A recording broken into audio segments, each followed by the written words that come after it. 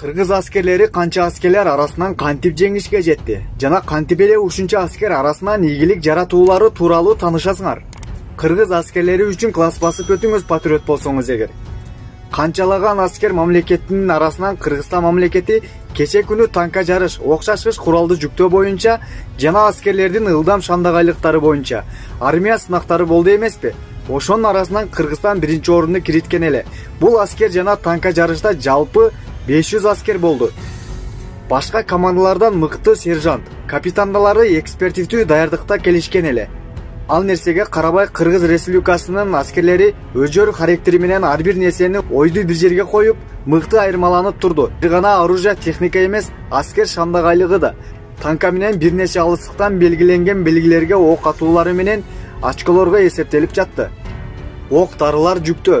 Бул жарышта жарышуулар эки топко бөлүнүп өттү. Жогоруда орундуктарды чагылдырып көрсөтүп өтөм. Назарыңыздарды буруп көрсөңөр болот.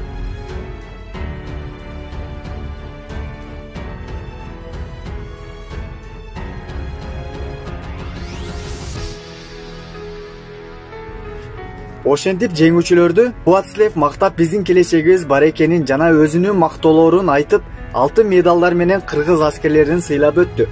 Андан соң дагы да эки топко бөлүнүп жарыш болду дебедим беле. Эң ийгиликтүү Кытай жана Россия жарыштарда тең болуп, 10 минутта кийинчерээк келген Кытай танкасы болчу эле. Болгону ылдамдуулугунан калбаса эле Россия менен бирдей теңме-тең бал коюлду. Кытай аскерлери тең келе алышты Россия аскерлерине. Ийгилик жаратып түз эфирде көпчүлүгүн таң калтырып жатты.